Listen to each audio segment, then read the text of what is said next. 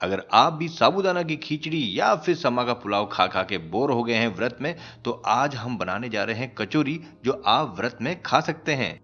कैसे मेरे स्वाद के मित्रों, मैं शेफ भूपी आपका स्वागत करता हूं अपनी ऑनेस्ट किचन में। कचौरी बनाने के लिए सबसे पहले उसका आटा लगाना होगा। तो आटा किसका लगेगा? आटा लगेगा समा के चावल का। तो समा के चावल को सबसे पहले हमको यहाँ पे ग्राइंड करना है। वैसे समा के चावल का आटा मार्केट में मिलता है, अगर मिलता है तो वेल एंड गुड है, नहीं तो मिक्सी में पीस के इसका फाइन पाउडर बना लीजिए।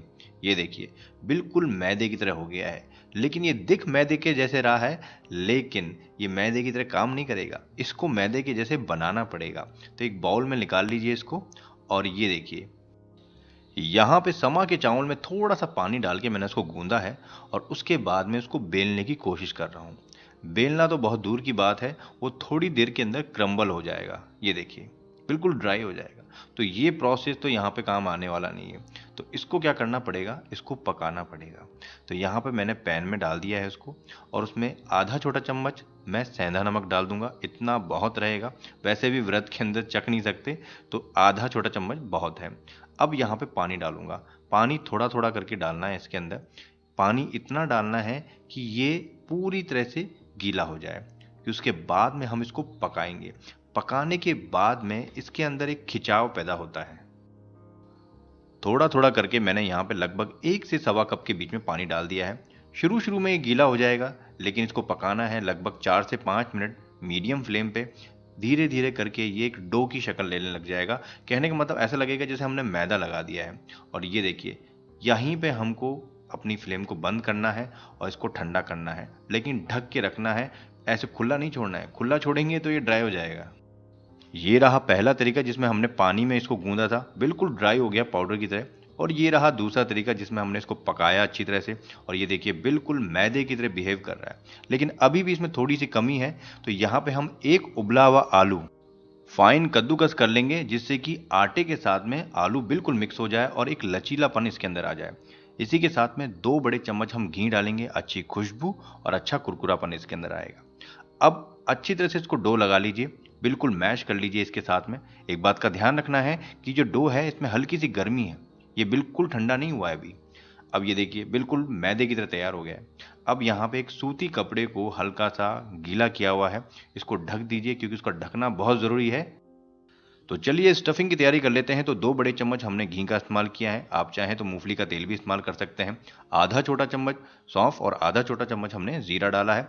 हल्का सा क्रैकल होगा, उसी बीच में हमने क्रश मतलब मूंगफली के दानों को क्रश करके यहाँ पे डाल दिया है। अगर आपके पास रोस्टेड है तो यहाँ पे डालने की ज़रूरत नहीं है। 1 इंच अदरक का टुकड़ा और 2 हरी मिर्च यहाँ पे डालनी है उसी के साथ में, और धीमी धीमी आंच पे इसको भूनना है।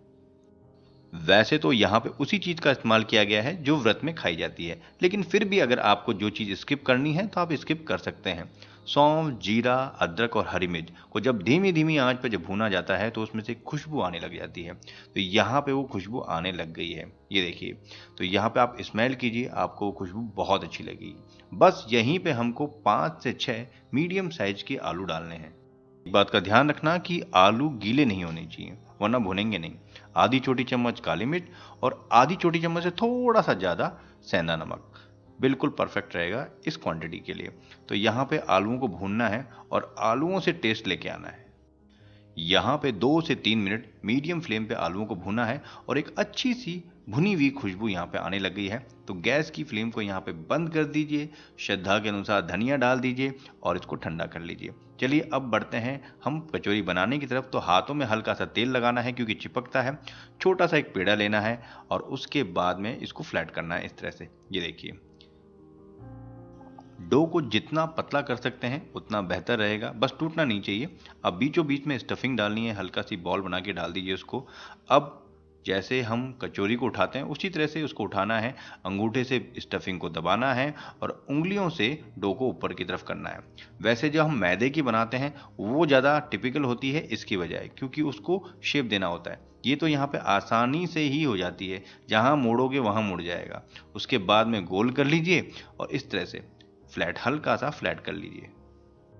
जिस तरह से कचौरी का शेप होता है उसी तरह से हमको इसको शेप देना है, ये देखिए। और जैसा शेप देना चाहें वैसा शेप आप दे सकते हैं। फिर से दिखाता हूँ, हल्का सा हाथों में ऑयल डाला, उसके बाद में फ्लैट किया, जितना फ्लैट हो सकता है उतना फ्लैट कर दिया इसको। स्टफिंग को बॉल बना के बीचों बीच में रखना है और चारों तरफ से पैक कर देना है। अब एक बात का ध्यान रखना है कि कहीं से भी स्टफिंग दिखनी नहीं चाहिए। जहां से स्टफिंग दिखेगी वहीं से ऑयल घुस जाएगा, और बना बना के इसको कपड़े के नीचे रखना है, क्योंकि बहुत जल्दी ड्राई हो जाता है। तो चलिए अब फ्राई करने की तरफ बढ़ते हैं। तो यहाँ पे हमारी सारी बन गई है। मीडियम हीट पे तेल पे डालना है, ज़्यादा भी गर्म नहीं होना चाहिए और ठंडा तो बिल्कुल नहीं होना चाहिए। तो यहाँ पे एक एक करके हमने सारी कचौरी डाल दी है।